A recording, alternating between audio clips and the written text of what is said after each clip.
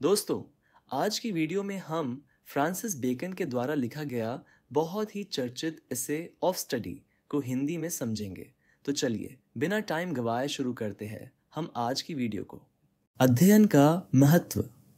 अध्ययन यानी कि पढ़ाई आनंद के लिए होते हैं, अलंकरण के लिए होते हैं और क्षमता बढ़ाने के लिए होते हैं। आनंद के लिए अध्ययन का मुख्य उपयोग एकांत आनंद में और विश्राम के समय होता है।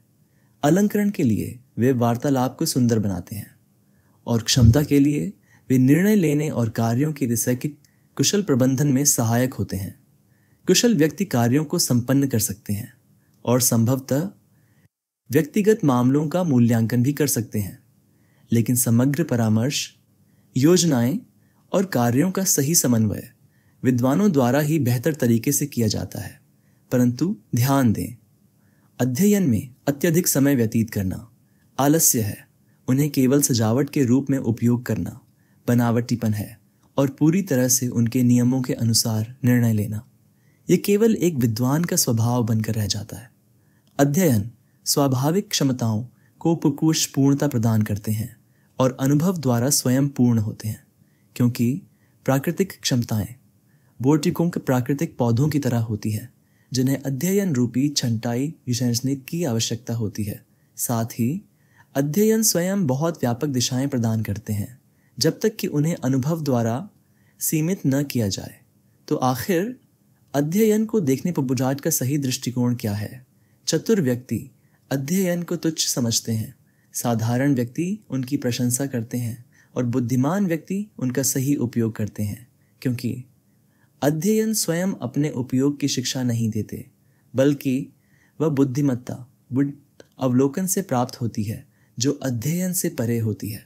इसलिए पढ़ना किस लिए चाहिए?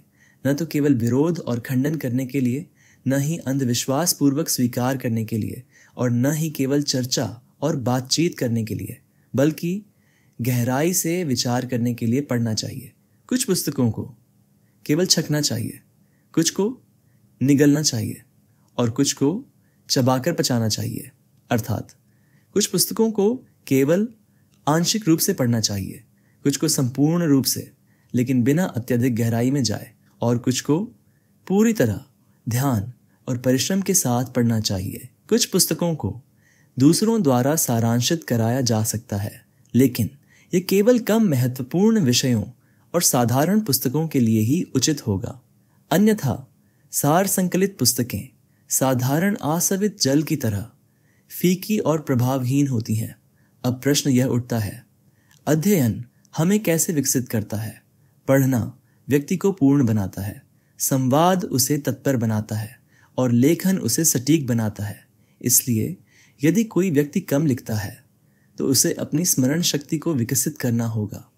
यदि वह कम संवाद करता है तो उसे तीव्र बुद्धि विकसित करनी होगी, और यदि वह कम पढ़ता है तो उसे चतुराई से अज्ञानी होते हुए भी ज्ञानी प्रतीत होना होगा।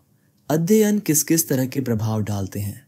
इतिहास व्यक्ति को बुद्धिमान बनाता है, कवि उसे चतुर बनाते हैं, गणित उसे सूक्ष्म विचारक बनाता है, प्राकृतिक दर्शन उसे गहन विचारक बनाता है, नैतिकता उसे गंभीर बनाती है और तर्कशास्त्र एवं वक्तृत्व कला उसे वाद विवाद में कुशल बनाते हैं।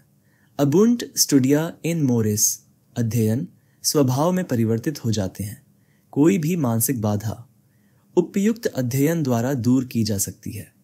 जैसे शरीर के रोग उपयुक्त व्यायाम से ठीक किए जा सकते हैं। यदि किसी की बुद्धि भटकती हो तो उसे गणित का अध्ययन करना चाहिए, क्योंकि गणितीय सिद्धांतों में यदि ध्यान तनिक भी हटे तो पुनः प्रारंभ करना पड़ता है।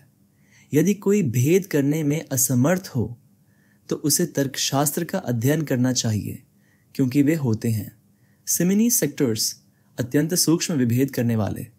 यदि कोई किसी विषय पर गहराई से विचार करने में अक्षम हो तो उसे कानूनी मामलों का अध्ययन करना चाहिए, क्योंकि मानसिक कमजोरियों का भी इलाज संभव है।